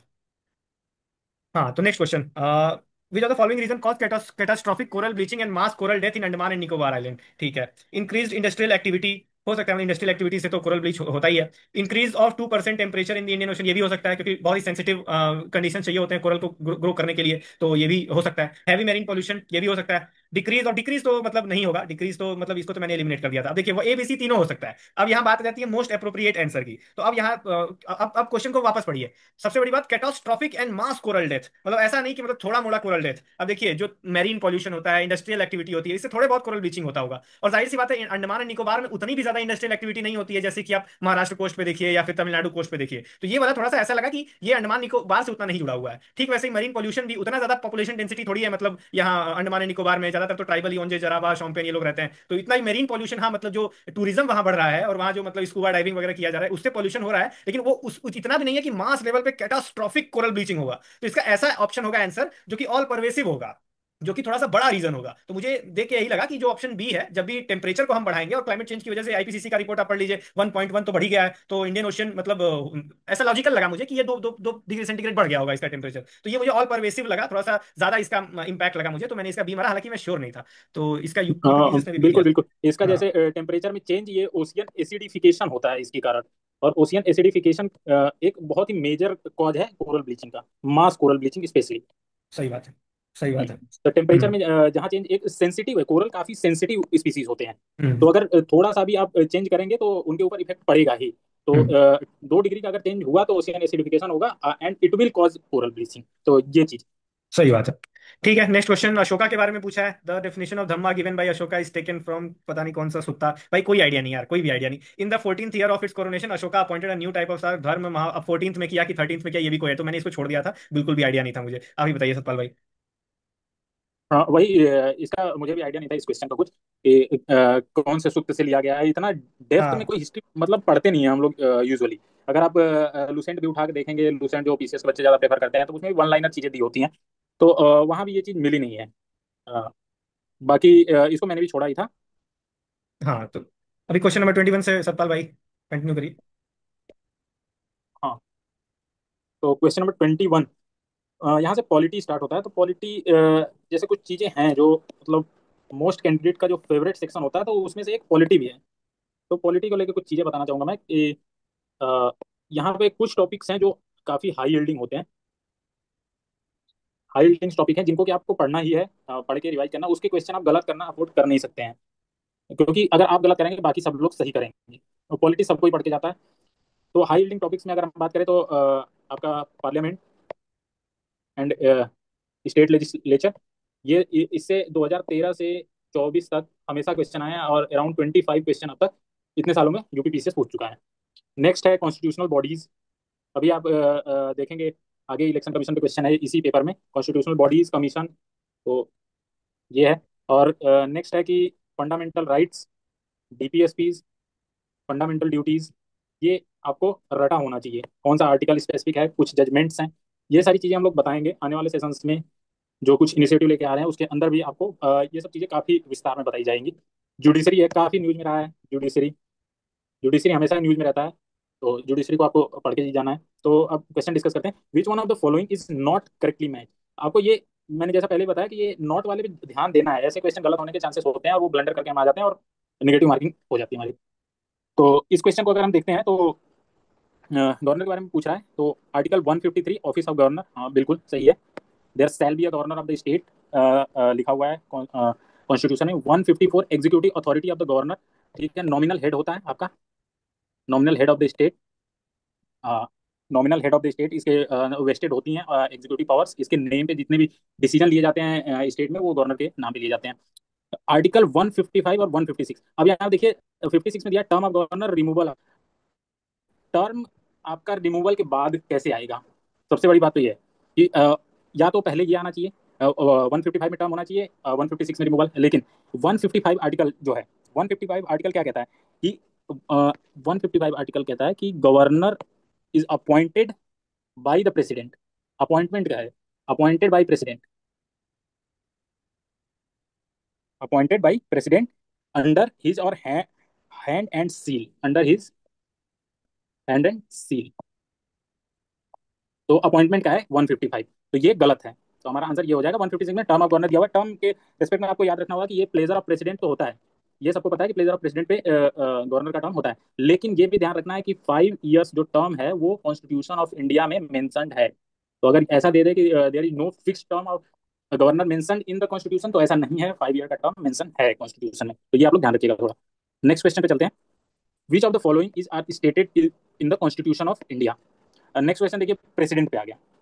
अब प्रेसिडेंट भी एक फेवरेट टॉपिक है यूपीपीसीएस का, हमेशा क्वेश्चन पूछता ही रहता है। अगर इससे देखा जाए तो इस बार वाइस प्रेसिडेंट पे क्वेश्चन आने की मतलब बहुत ही ज़्यादा प्रोबेबिलिटी है, बहुत ज़्यादा। क्योंकि एक तो उनका इस्तीफा जो 21 जुलाई को धनखड़ जी ने दिया था, उसको लेके काफ़ी बवाल हुआ था, तो इस वजह से। और बीपी का इलेक्शन भी है आने वाले कुछ दिनों में, तो इस वजह से भी। तो वाइस प्रेसिडेंट को अच्छे से डिटेल में हम लोग करेंगे और कराएंगे चीज़ों को। तो यहाँ पे बोल रहा है कि the president shall not be a member of either house of the parliament. The president shall not be a member, सही है, मेंबर नहीं होना चाहिए, किसी भी हाउस का मेंबर ये नहीं होना चाहिए। इसकी क्वालिफिकेशन लिखी हुई है कि मतलब ऐसा लिखा हुआ है कि should be qualified to be a member of Lok Sabha, मतलब मेंबर ऑफ लोकसभा बनने के लिए क्वालिफाई होना चाहिए, लेकिन वो उस पार्लियामेंट के किसी हाउस का मेंबर नहीं होना चाहिए उस टाइम पे जब इलेक्शन उसका हो रहा है। Parliament shall consist of president and both houses, तो आर्टिकल 79 में लिखा हुआ है कि Indian parliament, Lok Sabha, Rajya Sabha and president. तो प्रेसिडेंट एक इंटीग्रल पार्ट है हमारे पार्लियामेंट का, क्योंकि इसके बिना एसेंट के कोई भी जो यहाँ से पास होता है मोशन या एक्ट, वो मतलब लॉ नहीं बनता है। अ, तो करेक्ट आपका ये भी सही, ये भी सही, बोथ 1 और 2 करेक्ट हो जाएगा यहाँ पे आपका। नेक्स्ट क्वेश्चन पे चलते हैं कि an amendment to the constitution of India can be initiated by. तो अमेंडमेंट से रिलेटेड आर्टिकल जो है वो मोस्टली आर्टिकल 368 के अंदर हम लोग इंडियन कॉन्स्टिट्यूशन में अमेंडमेंट और उसके प्रोसीजर, मेनली वो प्रोसीजर मेंशन है वहाँ पे कि कैसे होता है, कौन कौन सी मेजोरिटी है, तो इनिशिएट कैसे होता है अमेंडमेंट को लेके। ये बात ध्यान रखिएगा कि लोकसभा और राज्यसभा दोनों की पावर सेम होती है, पावर सेम होती है, नो ज्वाइंट सिटिंग, कोई ज्वाइंट सिटिंग नहीं होती है। अगर डेडलॉक में पड़ गया तो फिर वो खत्म है, फिर से लाना पड़ेगा आपको वो अमेंडमेंट। डेडलॉक का कोई यहाँ पे सीन नहीं बनता है, लोकसभा और राज्यसभा की पावर सेम है, दोनों जगह से मेजोरिटी से पास होना चाहिए, स्पेशल मेजोरिटी जैसी भी जरूरत है वो पास होना चाहिए, तभी वो अमेंड होगा कॉन्स्टिट्यूशन, स्पेशल मेजोरिटी। तो लोकसभा एंड राज्यसभा, इसमें कोई स्टेट लेजिस्लेचर का रोल नहीं है, प्रेसिडेंट ऑफ इंडिया का रोल नहीं है इनिशिएट करने में। तो ये एक अमेंडमेंट एक यूनिटरी फीचर भी है मैक्सिमम, अगर देखा जाए तो कुछ अमेंडमेंट छोड़ दिया जाए यहाँ पे 50% ऑफ स्टेट्स से सिंपल मेजोरिटी में लेना पड़ता है। तो Lok Sabha and Rajya Sabha can initiate the amendment of the constitution. Next question पे आते हैं, functions of the election commissioner of India. तो जैसा कि आप लोग देख ही रहे हैं, बिहार में कितना बवाल हो रहा है। बिहार में एसआईआर चल रहा है आजकल, और उस चीज़ को लेके इलेक्शन कमीशन रोज सुप्रीम कोर्ट में खड़ा रहता है। अ, उसकी क्रेडिबिलिटी पे भी काफ़ी आँच आई है। ज्ञानेश कुमार जी ने कॉन्फ्रेंस किया था, उसके बाद भी काफ़ी सवाल उठाए गए। तो इलेक्शन कमीशन पे इस बार भी क्वेश्चन बनने की संभावना है, बहुत ज़्यादा संभावना है। तो function of the election commissioner पूछ रहा है। तो यहाँ पे यह है कि election commissioner of India conduct election for the post of speaker, deputy speaker of Lok Sabha, deputy chairman of Rajya Sabha. नहीं, आप आर्टिकल 324 पढ़िए, यहाँ पे मैंने बता रखा है एक। तो 324 क्या कहता है, the superintendence direction and control of the preparation of electoral rolls for the conduct of all election to parliament, to legislature of every state, and of election of office of president and vice president. बस इसके अलावा कोई election conduct नहीं कराता election commission. Election commission केवल state legislature का, parliament का, president और वाइस प्रेसिडेंट, बस इतने लोगों का इलेक्शन कंडक्ट कराता है। तो पहला आपका गलत हो गया। Conduct of election of the municipal corporation and, नहीं भाई, फिर स्टेट इलेक्शन कमीशन किस लिए है? स्टेट इलेक्शन कमीशन आपका 243, आर्टिकल 243 के में मेंशन है, जो कि म्यूनिसिपल कॉर्पोरेशन, म्यूनिसिपैलिटी का इलेक्शन कराता है। अब जब ये दोनों इलेक्शन नहीं करा रहा है, तो तीसरा, decide on all doubt and dispute arising out of ever election. जब नहीं करा रहा है तो फिर क्यों ही डिसीजन करेगा इससे रिलेटेड कुछ भी? तो इसका आंसर आपका none of the above correct हो जाएगा। इलेक्शन कमीशन को काफी डेप्थ में पढ़ेंगे हम लोग आगे चल के, अभी एसआईआर वगैरह भी चल रहा है तो उस चीज को भी लेके पढ़ेंगे। नेक्स्ट क्वेश्चन पे आते हैं, which one of the following is not correctly match. फिर से नॉट, नॉट पे आपको ध्यान दे के रखना है। तो इस क्वेश्चन में आप लोग देखेंगे कि बोल रहा है जीबी के Rao committee planning at the block level, हाँ सही है। दांतवाला कमेटी रूरल क्रेडिट, हाँ ये भी ठीक है। संथनम कमेटी पंचायती राज फाइनेंस, यहाँ पे काफी डाउट हुआ था, इसको लेके रेज भी किया गया था, जो कमीशन ने, आयोग ने जो ऑफिशियल आंसर की दी थी उसके बाद भी, क्योंकि के संथनम जो एक कमेटी बनी थी, वो उसने अपॉइंट किया गया था कि स्टडी किया जाए, study financial matter of पीआरआईज, financial matter of पीआरआईज के लिए भी एक केस संथनम कमेटी बनी थी। अगर संथनम कमेटी हम लोग मैक्सिमम पढ़ते हैं तो वो करप्शन को प्रिवेंट करने के लिए, जो कि रिस्पॉन्सिबल थी सीबीसी, जो इस्टेब्लिश हुई थी 1964 में, उसके लिए। तो सीबीसी गठन में इसकी काफी अहम भूमिका रही है। नेक्स्ट है कि अशोक मेहता, बताइए पंचायती राज कौन कौन सी है? बलवंत राय मेहता, अशोक मेहता, जीवी के राव, ये एल एम सिंघवी, ये लोग जो हैं, ये पंचायती राज इंस्टीट्यूशन से रिलेटेड हैं। जीवी के राव के बारे में एक चीज और बता दें, इनका एक स्टेटमेंट था कि इन्होंने जो ग्रास रूट डेमोक्रेसी है उसको बोला था कि ग्रास विदाउट रूट है। तो एक क्रिटिसिज्म दिया था कि ग्रास रूट डेमोक्रेसी तो हम लोग ने दे दी, लेकिन वो ग्रास विदाउट रूट है, कोई मतलब निकल के नहीं आ रहा है, मतलब एक्चुअल पावर नहीं डेलीगेट की गई है। ये भी एक क्रिटिसिज्म है हमारे यहाँ की, कि फंड फंक्शन और फंक्शन भी डेलीगेट नहीं किए जा रहे हैं अभी। तो मेंस वाली चीज़ों में हम लोग ये ज़्यादातर पढ़ते हैं और इसको कंक्लूजन में यूज करते हैं, ग्रास विदाउट रूट को। तो नेक्स्ट क्वेश्चन पे आते हैं, 26, कि which of the following is correct sequence of phases of biotic succession. अब बायोटिक सक्सेशन में हम लोग देखें तो यहाँ पे देख सकते हैं कि स्टेप्स ऑफ इकोलॉजिकल सक्सेशन। तो स्टेप्स ऑफ इकोलॉजिकल सक्सेशन में देखेंगे कि पहला तो होता है न्यूडेशन, जिसमें कि succession starts at bare land. अब बेयर मतलब बंजर भूमि पे सक्सेशन स्टार्ट होता है। देन आता है अगला फेज, आता है आपका माइग्रेशन। माइग्रेशन में क्या होता है, रिप्रोडक्टिव बॉडी जो सीड्स वगैरह, ये लोग अराइव फ्रॉम अदर एरियाज, मतलब दूसरे एरिया से उस बेयर लैंड या बंजर भूमि पे आती है, तो वो माइग्रेशन हो गया। अब नेक्स्ट है एसेसिस। एसेसिस में जो माइग्रेंट ऑर्गेनिज्म है वो स्टेब्लिश करते हैं, खुद को जर्मिनेट करते हैं, ग्रोथ करते हैं, रिप्रोड्यूस करते हैं, जैसे भी ऑर्गेनिज्म हो वैसे वैसे काम करते हैं ये। फिर एसेसिस के बाद आता है aggregation, then competition, reaction, and final stage होता है स्टेबलाइजेशन। वो ऑब्वियसली सबको समझ में आता है कि स्टेबलाइजेशन एक लास्ट स्टेज है।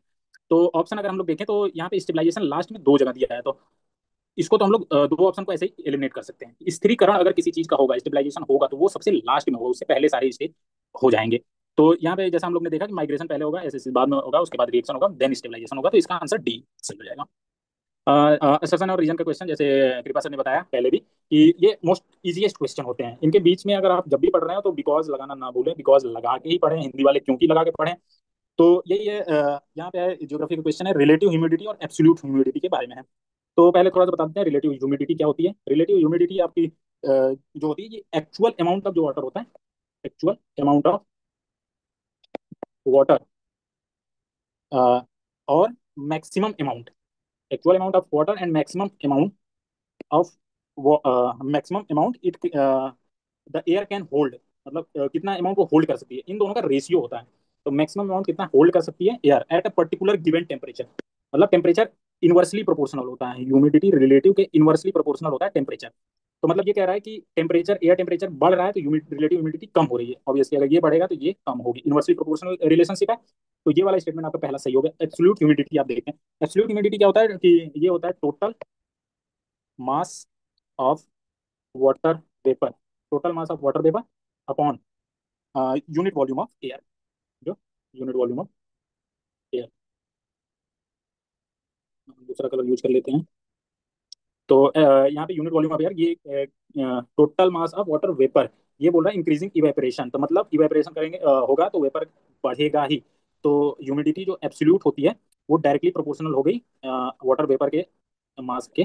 तो इवेपोरेशन करा रहे हैं तो वाटर वेपर बढ़ रहा है, वाटर वेपर बढ़ेगा तो एब्सोल्यूट ह्यूमिडिटी बढ़ेगी। तो एब्सोल्यूट ह्यूमिडिटी यहाँ पे बढ़ेगी। तो इंक्रीज कर रही है विद इंक्रीजिंग इवेपोरेशन, तो ये भी सही है। तो एक साथ पढ़ते हैं इन दोनों को। Relative humidity decreases with increasing air temperature, ठीक है। Because absolute humidity increases with increasing, नहीं। ये पढ़ के ही समझ में आ रहा है कि नहीं, इसका रीजन नहीं है, दोनों स्टेटमेंट अपने आप में अलग अलग हैं और अलग अलग मतलब होल्ड कर रहे हैं, कोई एक दूसरे को एक्सप्लेन नहीं कर रहा है।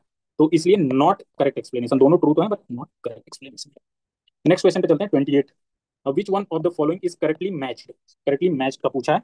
तो इसमें ये ज्यादा पता नहीं था मुझे भी। तो ये मुझे ये पता था कि हेलो जो होता है वो हेलाइन, हेलाइन शब्द से आया हुआ है जिसका रिलेशन होता है सेलिनिटी से, सेलिनिटी से इसका मतलब होता है। तो सी वाटर टेम्परेचर से कोई मतलब नहीं है इसका, तो ये वाला स्टेटमेंट गलत है। थर्मो, थर्मो, थर्म जहाँ पे आया, थर्म मतलब टेम्परेचर, टेम्परेचर से रिलेटेड टर्म है ये। थर्मोक्लाइन, थर्मोक्लाइन, तो ये सी वाटर के टेम्परेचर में जब एक एक जो डिप आता है अंदर जाने पे, तो ये थर्मोक्लाइन वाला एरिया होता है जहाँ पे टेम्परेचर चेंज होने लगता है या गिरने या बढ़ने लगता है। और इकोक्लाइन जो होता है, इकोक्लाइन अगर हम लोग देखें ये टर्म होता क्या है, तो इकोक्लाइन होता है ये gradual transformation, gradual transformation between two ecosystem. ये लोग काफी लोग गलत कर देते हैं कि इको को बायोडाइवर्सिटी से, इकोलॉजी वगैरह से रिलेट करके। तो ये आंसर नहीं है, पिंको क्लाइन इसका करेक्ट आंसर है। तो आप जब ये तीन को एलिमिनेट करेंगे तो आप आंसर पे यहाँ पे आएंगे, पिंको क्लाइन सी वाटर के हाँ, डेंसिटी मैंने से भी रिलेटेड। मैंने भी इसका इको क्लाइन ही मार दिया था। हाँ, तो यही है, काफी लोग कंफ्यूज कर गए वो इको को इकोलॉजी से रिलेट करके, बायोडाइवर्सिटी। नेक्स्ट क्वेश्चन है, match list one and list two and choose the correct answer. तो कुछ कुछ जगह के नाम दे रखे हैं और कुछ लोगों के नाम दे रखे हैं यहाँ पे। तो यहाँ पे पुस्तजा ग्रासलैंड जी हम लोग पढ़ते हैं कि मतलब पुस्ताज वगैरह हंगरी में है। ये हम लोग ज्योग्राफी में मैपिंग वाली चीजों या वैसे पढ़ते हैं कि पुस्ताज ग्रासलैंड हंगरी में है। तो आप अगर डी को वन से मैच करते हैं तो आपका दो ऑप्शन एलिमिनेट होगा यहाँ पे, और सी का ऑब्वियसली दोनों में टू है तो सी का टू मिला देना है बिना सोचे।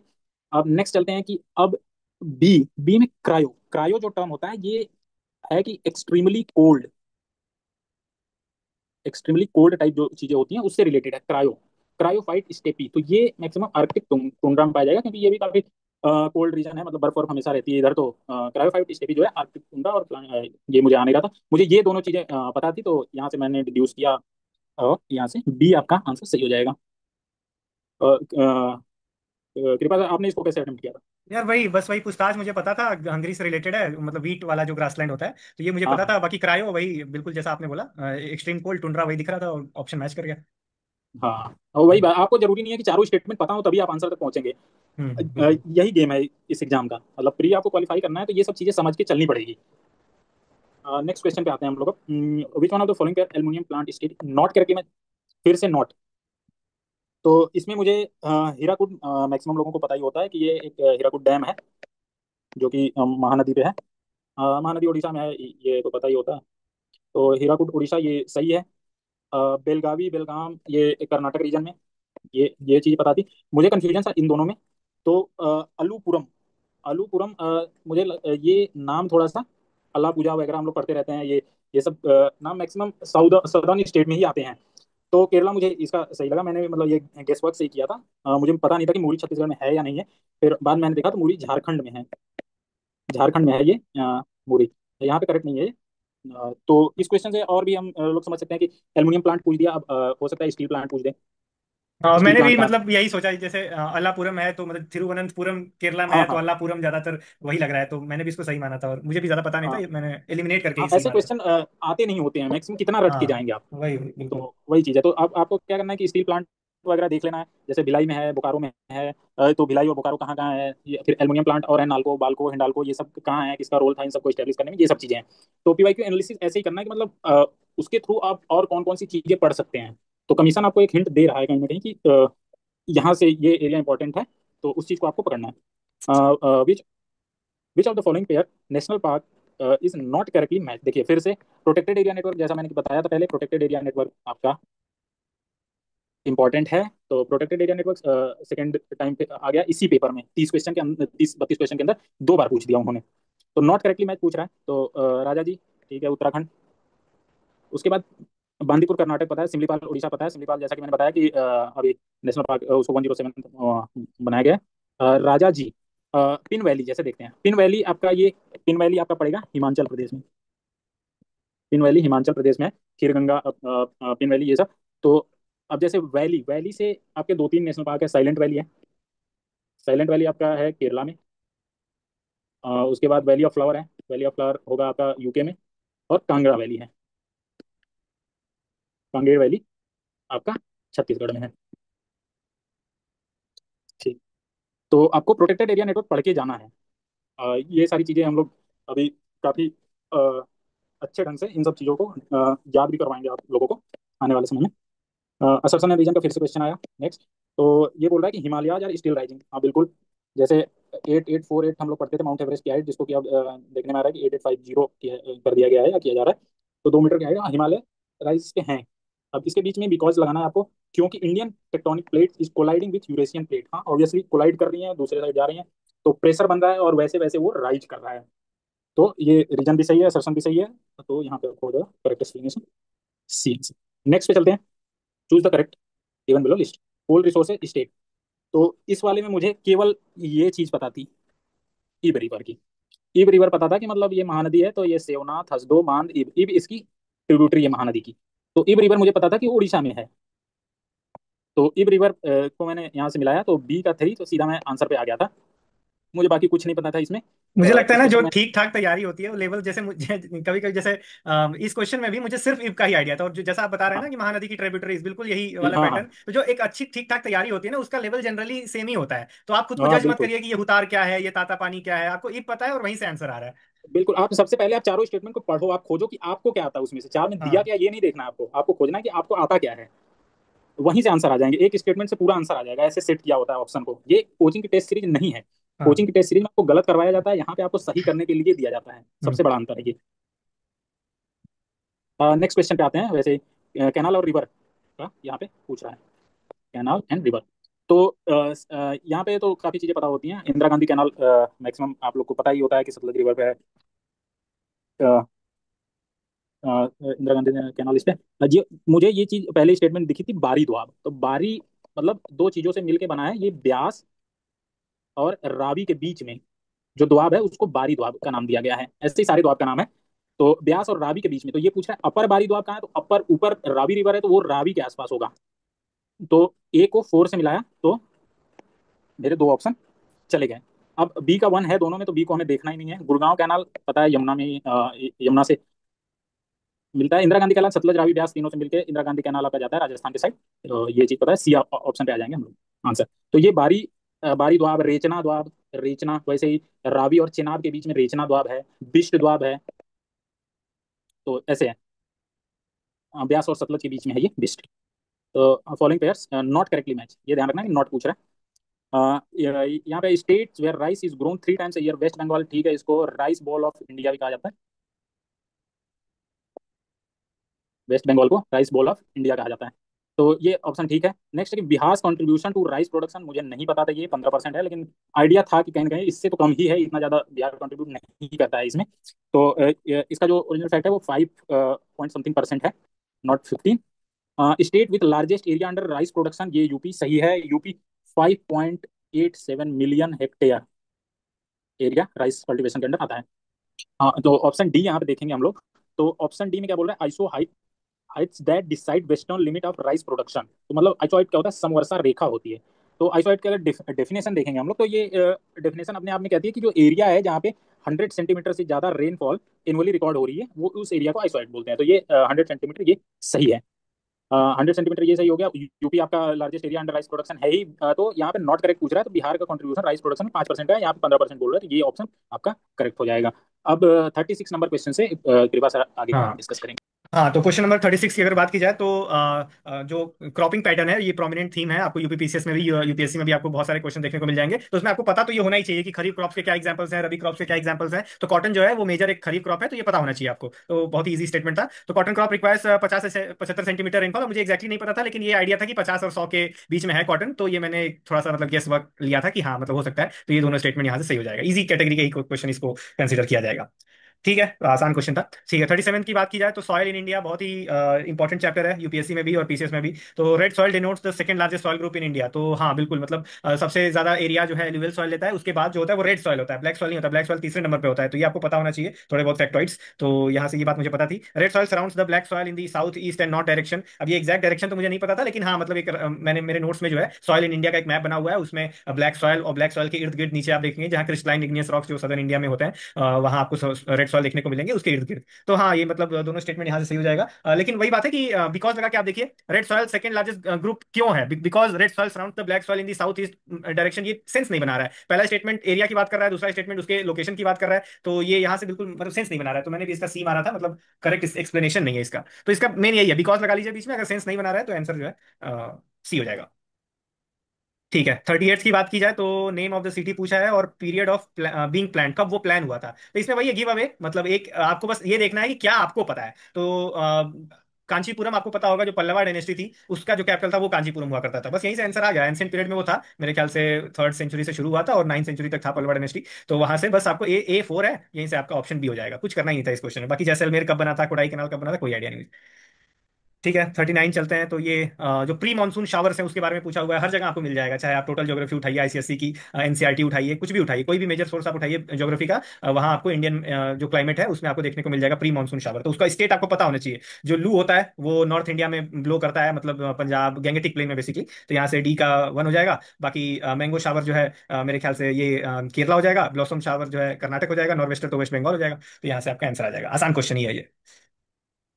अगले क्वेश्चन पे चलते हैं। डुबलिन कैपिटल और कंट्री। अब देखिए ऐसे स्टेटमेंट आपको यूपीएससी में देखने को नहीं मिलेंगे कि मतलब कैपिटल पूछ रहा है सीधे कंट्री का। तो ऐसे स्टेटमेंट, ऐसे क्वेश्चन जो है यूपीपीसीएस में ही पूछे जाते हैं। तो मतलब अगर आप याद कर सकते हैं तो आप कर लीजिए, वरना मतलब अगर नहीं किए हैं तो थोड़ा सा मतलब बहुत ज्यादा कंट्रीज है तो छोड़ भी सकते हैं, कोई ऐसी बात नहीं है। जो पूछा हुआ है कम से कम वो याद कर लीजिए। तो यहाँ मुझे पता था ये खार्तूम, पता था मुझे सूडान का कैपिटल है, यहीं से आंसर आ रहा था। डबलिन भी मुझे पता था आयरलैंड का कैपिटल है, तो ये तो सही है। ओटावा तो दुनिया जानती है भाई कैपिटल है कनाडा का। न्यायपडेव जो है ये म्यांमार का कैपिटल है। तो ऑप्शन बी इसका मतलब इनकरेक्ट हो जाएगा, सूडान का कैपिटल है वो। तो ठीक है, अगले क्वेश्चन में बढ़ते हैं।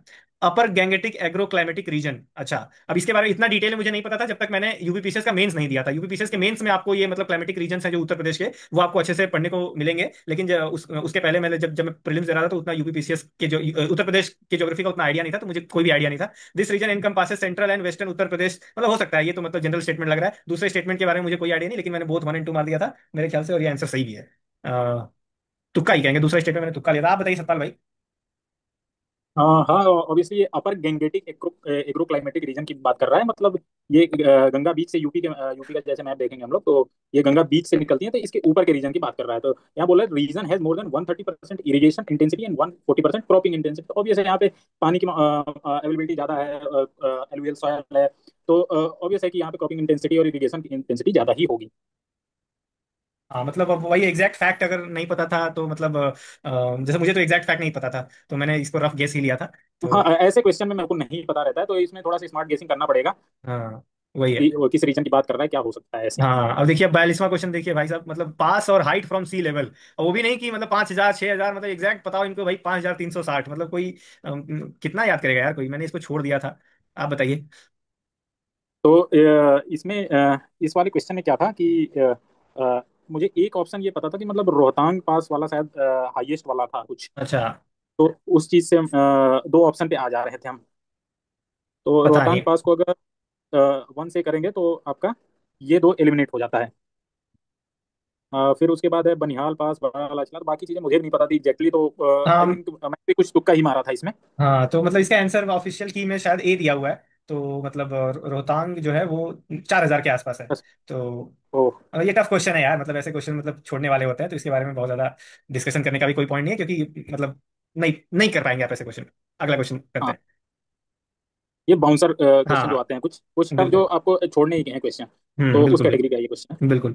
अब वही मैं बात कर रहा था, क्रॉपिंग पैटर्न बहुत ही इंपॉर्टेंट थीम है। फिर से अभी कॉटन पूछ लिया, जूट पूछ लिया, तो अभी आप 25 में जो प्रीलिम्स होने वाले हैं बाकी क्रॉप तैयार कर लीजिए, अच्छे से तैयार कर लीजिए। Jute is an indigenous crop plant of India, बिल्कुल सही बात है, जूट हमेशा से हो रहा है इंडिया में। Jute is a kharif crop, ये भी सही बात है, sown between February to June and harvested between July to October. कोई भी खरीफ क्रॉप है उसका रफ जो है उसका जो कब बोया जाता है और कब काटा जाता है उसका पीरियड रफली सेम ही होता है, मतलब यही होता है। तो सेंस कर रहा है। और बाकी वही है कि मतलब बिकॉज लगाइए बीच में और पढ़िए, jute jute is an indigenous plant of India because it is, मतलब इसका कोई लिंक नहीं है यार, ये इंडिजिनस इसलिए है क्योंकि ये फरवरी में बोया जाता है और अक्टूबर में काटा जाता है, ये मतलब कोई सेंस नहीं बना रहा है। ये एक बात कर रहा है, दूसरा रीजन जो है वो कोई और बात कर रहा है, दोनों सही है इंडिविजुअली, लेकिन ये सेंस नहीं बना रहा है कि इस वजह से इंडिजीनियस है। तो यहां से ऑप्शन सी सही हो जाएगा। एसेइस्ट, एसेइस्ट निबंधकार, और उन्होंने क्या निबंध लिखा कोई आइडिया नहीं भाई, बिल्कुल भी आइडिया नहीं। मैंने इसको तुक्का मारा था खैर, और मेरा तुक्का सही भी हुआ था, पता नहीं कैसे। भल्लाल सेन का डी का फोर मैंने सोच के मारा, स्मृति चंद्रिका पता नहीं क्या सोच के मैंने मारा था, मेरा सही था, तो था, लेकिन कोई आइडिया नहीं था इसके बारे में। आप बताइए हाँ भाई। वही बात है, मतलब ये चीजें हम लोग पढ़ते नहीं है जल्दी कि निबंधकार कौन है, कौन सा निबंध लिख रहा है, तो ये अनएक्सपेक्टेड लाइन पे क्वेश्चन जाते हैं। तो हाँ। ऑब्वियस है कि 10 से 15 क्वेश्चन आपको टोटल पेपर में 150 क्वेश्चन में मिलेंगे ही, जो कि टफ कैटेगरी में आएंगे। हम्म। और 2024 के पेपर में तो काफी बच्चों को परेशानी हुई थी, इसीलिए कट ऑफ भी I think 78 to 79 net correct गई गया थी, था। 78 वालों का भी हुआ है लगभग, जहां तक बात हुई मेरी। हाँ तो ये सब क्वेश्चन है जिन्हें इसमें आप छोड़ सकते इसमें थोड़ा हाँ। सा अगर हल्का सा कुछ दिमाग लगाया जाए, जैसे माधवाचार्य हैं। माधवाचार्य कृष्ण से रिलेटेड फिलोसफी को फेमस करने के लिए जाना जाता है। माधवाचार्य और सेकंड है प्रसार माधव, इसमें माधव आया हुआ है, तो सी का टू तो दिख रहा है। हम्म। तो बी और डी तक आप आ सकते हैं। सही बात है, बिल्कुल तो बिल्कुल बिल्कुल। यहाँ से दो ऑप्शन पॉइंट लग जाएंगे। हम्म। हैं। हाँ, तो फिर वही ठीक है, फिफ्टी आप लोग फिफ्टी कंटिन्यू का कीजिए। गेम आता है। ठीक है, अगले क्वेश्चन पे चलते हैं, क्वेश्चन नंबर 45। फिर वही assertion reason, Turkish invasion on India was successful, बिल्कुल सही बात है। आप याद करिए 11वीं सेंचुरी की पॉलिटी, मतलब पहले महमूद गजनी जो है 1024 में आया, सोमनाथ मंदिर गिराया, फिर जो है वो आया, क्या नाम है उसका, गोरी आया, पहले बैटल ऑफ तराइन में हारा, दूसरे बैटल बैटल ऑफ तराइन में जीत गया, तो of course it was successful. There was no political unity in India. अब देखिए, अब ठीक है, मैंने कुछ क्वेश्चन पहले बोला कि हिस्ट्री में ज्यादातर नेगेटिव स्टेटमेंट गलत होते हैं, लेकिन यार यही तो मेन कारण रहा है ना यार। मतलब तुर्किश इन्वेजन सफल क्यों होगा, क्योंकि यूनिटी नहीं थी, इसी वजह से तो सफल होगा। मतलब अगर ये भी लिख लेगा कि East India Company became successful because there was no political unity India, तो ये भी स्टेटमेंट सही हो जाएगा। तो ये बिल्कुल सही स्टेटमेंट है, क्योंकि हम लोग बचपन से यही तो पढ़ते आ रहे हैं यार, कि मतलब हम लोग, हमारे बीच में एकता नहीं थी, इसलिए मतलब इन्वेडर्स आए और हम लोगों को मतलब रूल करके चले गए। तो यहाँ से जो है कि दोनों स्टेटमेंट सही हो जाएगा और सेंस भी बना रहा है, बिल्कुल सही बात है। अ- अगले क्वेश्चन की बात की जाए तो global south summit, voice of global south summit. अब जैसा मैंने बताया, मैं बिल्कुल भी पढ़ के नहीं गया था करंट अफेयर, तो मैंने तो इसको जनरली ही सोचा। India recently concluded second voice of global, second है कि क्या है मुझे कोई आइडिया नहीं, लेकिन मेरे नहीं, मतलब मेरे ये जैसे हाँ। जब इसमें अच्छा। जब हमारा एग्जाम हुआ था 22 दिसंबर को, तो हाँ। उससे पहले तक इंडिया ने थर्ड वॉइस ऑफ वीओजीएस कर दिया था, voice of global south summit हो चुकी थी इंडिया, मतलब ये पेपर सेट जब हुआ था तो सेकंड ही हुई ओ। थी। लेकिन ये क्वेश्चन ड्रॉप होगा मोस्ट प्रोबेबली, क्योंकि हाँ थर्ड हाँ हो हाँ चुकी हाँ। थी। ओके ओके ओके, तो मैंने तो इसका मतलब नन मारा था मेरे ख्याल से। तो देखिए इसका पता नहीं यूपीएससी क्या आंसर है। दूसरा तो आसान स्टेटमेंट है, क्योंकि ग्लोबल साउथ हम लोग पढ़ते हैं वो under developed under privilege countries के कॉन्टेक्स्ट में पढ़ते हैं, तो दूसरा स्टेटमेंट तो कोई इसमें डाउट नहीं है कि दूसरा गलत होगा। तो देखते हैं यूपीएससी इसका क्या आंसर देता तो है। इसका आंसर ओनली टू होना चाहिए, नहीं, ओनली अगर टू, ऐसे। दूसरा गलत हो जाएगा ना, दूसरा तो साफ गलत है। अच्छा हाँ, ओनली हाँ। टू आंसर दिया था। आंसर इसका आंसर जो जो है, नहीं आंसर आंसर जो है ओनली वन दिया था, क्योंकि वो जब पेपर बना था ऑफिशियल तो। आंसर जो हाँ। ऑफिशियल आंसर ओनली वन दिया है, हाँ, ओनली तो वन इस दिया। वजह से ये क्वेश्चन ड्रॉप ही होगा मोस्ट प्रोबेबली, क्योंकि hmm, third voice of global south हो चुका था तब तक। बिल्कुल बिल्कुल बिल्कुल। हम्म। हाँ, what does the inter government IPCC जो है emphasise regarding reduction in green house gas emission, मतलब ग्रीन हाउस गैस एमिशन को कम करना है, तो gradual and limited reduction are enough. अरे भाई, कोई भी चीज इनफ नहीं है, मतलब green house gas emission, climate change इतनी बड़ी समस्या है कि कोई भी चीज इनफ नहीं है। और इनफ में भी आप कह रहे हो कि ग्रेजुअल एंड लिमिटेड, मतलब थोड़ा थोड़ा रिड्यूस करो, थोड़ा सा गाड़ी कम चलाओ, थोड़ा सा एमिशन, भाई थोड़ा सा से नहीं होगा, बहुत कुछ हो गया है, बहुत कुछ। देखिए पंजाब में जो है बाढ़ आ गया है, और कहाँ कहाँ जहाँ मतलब एक्सट्रीम वेदर इवेंट नहीं होते थे वहां भी एक्सट्रीम वेदर इवेंट है, तो थोड़ा सा से नहीं, बहुत कलेक्टिव एफर्ट चाहिए होता है। तो ये वन तो साफ गलत है। Deep rapid sustained reduction are essential. अब देखिए, मतलब आपको पढ़ के ही ऐसा, जैसा सुमित भाई कहते हैं कि हवाएं चलने लगेगी दिमाग में, कि हाँ हाँ, मतलब कितनी प्यारी बात कर रहा है कि डीप, आपके एफर्ट्स डीप होने चाहिए, रैपिड होने चाहिए, सस्टेन्ड होने चाहिए, एंड दैट इज एसेंशियल, बिल्कुल सही बात है। ओनली टू हो जाएगा इसका आंसर। 48वें क्वेश्चन की बात की जाए, सीरियल यील्ड। अब देखिए ऐसे टर्म ना, मतलब जो एग्रीकल्चर के सब्जेक्ट के अंदर ये सब पूछता है, तो इसका जो डेफिनेशन होता है उसमें कोई एक ही डेफिनेशन होता है। तो दो तीन स्टेटमेंट देगा और बोलेगा कि this term refers to what, तो उसका आंसर कोई एक ही होगा, बोथ या नन तो हो ही नहीं सकता, दो में से मतलब कोई एक ही होगा। तो amount of cereal crops produce per unit area of harvested land, या फिर total production of cereal crops in a given country. अब देखिए, जब भी हम लोग यील्ड पढ़ते हैं कि इस क्रॉप का इतना यील्ड रहा, उस क्रॉप का इतना यील्ड रहा, हम लोग कभी कंट्री के कॉन्टेक्स्ट में नहीं पढ़ते हैं, हम लोग मतलब किसी एक पर्टिकुलर एरिया के कॉन्टेक्स्ट में पढ़ते हैं कि उत्तर प्रदेश में इतना ग्रोथ हुआ, उत्तर प्रदेश में भी बुंदेलखंड में इतना ग्रोथ हुआ, पूर्वांचल में इतना ग्रोथ हुआ, तो पर यूनिट एरिया की बात करती है, बात हम लोग जनरली करते हैं। मुझे उतना आइडिया नहीं था टेक्निकलिटी, लेकिन मैंने वही सोचा कि कंट्री के लेवल पे तो कभी हम लोग मतलब यील्ड का ऐसा डिस्कशन नहीं करते हैं, तो मैंने इसका वन ओनली मारा था और वही सही आंसर है। हाँ, तो क्वेश्चन नंबर 49 की बात की जाए तो trend of unemployment rate in India between July between 2019 and 2022, generally इसको समझिए। अब देखिए, अब जैसे जो मेंस वेंस का जिनको एक्सपीरियंस थोड़ा सा हो जाता है, तो आप लोग पढ़ेंगे डेटा, आप पीएलएफएस का डेटा पढ़ेंगे, सीएमआई का डेटा पढ़ेंगे, सेंसस वगैरह का डेटा पढ़ेंगे, तो आपको थोड़ा बहुत एक दो क्वेश्चन का फायदा मिल सकता है। मुझे एक्जैक्ट तो नहीं पता था, लेकिन मुझे इतना पता था कि जो गवर्नमेंट जो डेटा निकालती है खासतौर पर पीएलएफएस का, उसमें मतलब अनएम्प्लॉयमेंट घट ही रहा है। वो वास्तविकता में भले ना घट रहा हो, लेकिन पीएलएफएस के हिसाब से वो घट ही रहा है। तो मतलब इसका आंसर मतलब वही है कि इट डिक्लाइंड। तो इट रिमेन द सेम तो नहीं है, मतलब जनरली वो घट ही रहा है, स्टेडली नहीं घट रहा है, थोड़ा बहुत इधर उधर हो सकता है, लेकिन जनरली हम लोग मान सकते हैं कि वो घट रहा है। और ये मतलब स्टेडली की बात भी नहीं कर रहा है 2019 को, 2022 से कर रहा है, तो मान सकते हैं कि ये जो है डिक्लाइन किया होगा। तो दूसरा स्टेटमेंट सही है, पहला स्टेटमेंट गलत है। हाँ, global multi dimensional poverty index ये बहुत ही फेमस रिपोर्ट है, बहुत ही ज्यादा यूपीएससी का पीवाईक्यू भी है। और वहीं से मुझे पता था कि ये जो है 3 और 4 यानी ऑक्सफोर्ड पॉवर्टी, ये सब देखिए पता होना चाहिए आपको। इसके इंडिकेटर्स भी पता होने चाहिए, इसके जो ब्रॉड डायमेंशंस हैं, मतलब मेरे ख्याल से हेल्थ, एजुकेशन और स्टैंडर्ड ऑफ लिविंग है, उसमें ग्लोबल वाला पूछ दिया तो आपको नेशनल वाला भी पता होना चाहिए, national multi dimensional poverty index, उसमें कौन कौन से दो एक्स्ट्रा इंडिकेटर्स हैं, एंटीनेटल केयर और मेरे ख्याल से एक और है। तो ये सब चीजें आपको पता होनी चाहिए, बहुत ही फेमस है, बहुत ही ज्यादा इंपॉर्टेंट है, और गवर्नमेंट इसको बहुत ज्यादा रेफर भी करती है। तो ये बहुत ही ज्यादा आसान क्वेश्चन है, ये सब क्वेश्चन आप गलती कर अफोर्ड नहीं कर सकते, तो इसका आंसर हो जाएगा 3 और 4। तो आज के वीडियो में मेरे ख्याल से 50 क्वेश्चन तो हो गया सतपाल भाई, यहीं इसको एंड हाँ, करते हैं, बाकी क्वेश्चन डिस्कस करेंगे हम लोग कल। सुमित भाई भी हमारे साथ हैं। अ, कैसा लग रहा है सवाल? आपने तो सुमित भाई ये वाला पेपर दिया नहीं था, लेकिन यूपीपीसीएस का ऐसा लेवल देख के आपको क्या समझ में आ रहा है? देखिए यूपीपीसीएस का मैंने आप लोगों की डिस्कशन सुनी, बहुत बेहतरीन तरीके से आप लोगों ने पहले तो पेपर डिस्कस किया है। मुझे यूपीपीसीएस से हमेशा से डर लगता था कि काफी फैक्चुअल पेपर आता है, तो मुझे फैक्ट्स को याद रखने में थोड़ी दिक्कत होती है। फिर कुछ ट्रेंड बदलता हुआ भी मुझे दिखाई दिया, फैक्चुअल वाला पार्ट अभी भी बना हुआ है, मैं ये नहीं कहूंगा कि फैक्चुअल वाला पार्ट पूरी तरह से यूपीपीसीएस से खत्म हो गया है, लेकिन थोड़ा ट्रेंड मुझे चेंज होता हुआ दिख रहा है, कुछ परसेंट ऑफ क्वेश्चंस एनालिटिकल की तरफ जा रहे हैं। अब आप लोगों के डिस्कशन का जो तरीका है, इससे मुझे ये समझ में आया कि 10 साल का पेपर ही अगर कोई ढंग से डिस्कस करता हुआ किसी को देख ले, या खुद से आप लोगों की तरह एनालाइज कर ले, तो कम से कम 20 से 25 या 30 क्वेश्चन का भी वो फायदे में रहेगा। असली एग्जाम में वो 25 से 30 क्वेश्चन सिर्फ इन डिस्कशंस को रिकॉल करके सही कर सकता है, क्योंकि बहुत सारी चीजें इन्हीं क्वेश्चन के थीम्स पे क्वेश्चन रिपीट होंगे, इन्हीं क्वेश्चन के थीम्स पे आगे क्वेश्चन पूछे जाएंगे, और आप लोग जो साथ में पेरिफेरल नॉलेज दे रहे हो, प्लस जो क्वेश्चन को एनालिटिकल क्वेश्चन को सॉल्व करने का ट्रिक बता रहे हो, स्मार्ट स्ट्रेटेजीज बता रहे हो, प्लस जो फैक्चुअल क्वेश्चंस हैं बहुत ईमानदारी से आप लोग बता रहे हो कि ये वाला नहीं आया या ये वाला तुक्का मारा, तो ये ऐसे ईमानदार अप्रोच की जरूरत है इंडस्ट्री में। अभी तक इस तरह का डिसीजन मैंने यूपीपीसीएस में कम से कम नहीं देखा है, क्योंकि यूपीएससी में थोड़ा बहुत कहीं आपको दिख भी जाता है, थोड़ा अच्छे से काम होता है वो, बट पीसीएस की इंडस्ट्री इतनी क्लटर्ड है कि रटा रटाया भाई रूसेंट रटाने का काम चल रहा है, भाई वन लाइनर्स नोट्स रटाने का काम चल रहा है। तो मुझे लगता है कि बहुत बेहतरीन चेंज आप लोग लेकर आ रहे हो, आप लोग का डिसीजन इतना बढ़िया है, तो प्रोजेक्ट पीसीएस जो आप लोग करने वाले हो, उसका कंटेंट, उसका एक्टिव रिकॉल, उसका रिवीजन, और उसका फिर 10-12 साल का क्वेश्चन तो डिस्कस करोगे पेपर उसमें, तो वो बिल्कुल, भी मतलब दस काफी बारह बेहतरीन साल का होने वाला है। पेपर तो डिस्कस करेंगे, और भी तमाम चीजें हैं, जो फीचर्स हैं जो ऑलरेडी बताए ही जा चुके हैं। तो जो भी मतलब प्रोजेक्ट पीसीएस का हिस्सा रहेगा, वो मतलब कम से कम इतना तो श्योर हो सकता है कि वो कमांड करेगा पेपर में, क्योंकि चीजें आप देख सकते हैं कि कुछ कुछ हद तक की अनप्रिडिक्टेबिलिटी है, कि सी लेवल से ऊपर पूछ दिया, हाइट एग्जैक्ट पूछ दिया, तो वो तो सबके लिए है वो, कि वो ऐसी चीज नहीं है कि जो देखिए मतलब कुछ। वो, हाँ, हाँ, वो इस एग्जाम के अनकंट्रोलेबल्स हैं, जैसे लाइफ में कुछ चीजें अनकंट्रोलेबल्स होती हैं, उन्हें हम चाहकर भी कंट्रोल नहीं कर सकते हैं, और उन्हें कंट्रोल करना भी नहीं चाहिए। तो ये कुछ क्वेश्चंस ऐसे आएंगे जो बाउंसर होंगे, अनकंट्रोलेबल्स होंगे, लेकिन बाकी क्वेश्चन जो सही किया जा सकता है, जो हर एक सीरियस एस्पिरेंट सही करेगा, वो सही करना जरूरी है। और आप लोगों के जो डिस्कशन का तरीका है, और आप लोग जो सिखाने वाले प्रोजेक्ट पीसीएस में, तो मुझे लगता है कि वो एक एवरेज स्टूडेंट को इतना एज देगा कि वो फिर एक्स्ट्रा ऑर्डिनरी पेपर अटेम्प्ट करके आएगा। वही उतना ही जरूरत होता है किसी भी कट ऑफ क्लियर करने का, कि आप एवरेज हो, थोड़ा सा आप और एफर्ट लगाओ, थोड़ा सा एक्स्ट्रा ऑर्डिनरी हो जाओ, और आपका एग्जाम क्लियर हो जाता है। तो यही जो लास्ट पुश की जरूरत है, जो आप फिनिशर वाली बात कह रहे थे, वो मुझे लग रहा है कि इस प्रोग्राम से जरूर आने वाला है। बिल्कुल बिल्कुल, तो कोशिश करेंगे कि मतलब अपना बेस्ट दे पाएं। फिलहाल तो आज का डिस्कशन यहीं एंड करते हैं, कल हम सतपाल भाई मिलेंगे और बाकी क्वेश्चन डिस्कस करने की कोशिश करेंगे। तो आज के लिए थैंक यू सुमित भाई, thank you Satpal. Thank you. Thank you भाई। हाँ, तो ऑप्शन डी यहाँ पे देखेंगे हम लोग। तो ऑप्शन डी में क्या बोल रहे हैं, iso Heights that decide western limit of rice production. तो मतलब आइसोहाइट क्या होता है, समवर्षा रेखा होती है। तो आइसोहाइट की अगर डेफिनेशन देखेंगे हम लोग, तो ये डेफिनेशन अपने आप में कहती है कि जो एरिया है जहाँ पे 100 सेंटीमीटर से ज्यादा रेनफॉल इनवली रिकॉर्ड हो रही है, वो उस एरिया को आइसोहाइट बोलते हैं। तो ये 100 सेंटीमीटर ये सही है। 100 सेंटीमीटर ये सही हो गया। यूपी आपका largest area under rice production है ही, तो यहाँ पे नॉट करेक्ट पूछ रहा है, तो बिहार का कंट्रीब्यूशन राइस प्रोडक्शन में 5% का है, यहाँ पे 15% बोल रहा है, तो ये ऑप्शन आपका करेक्ट हो जाएगा। अब 36 नंबर क्वेश्चन से कृपा सर आगे हाँ, डिस्कस करेंगे। ठीक है।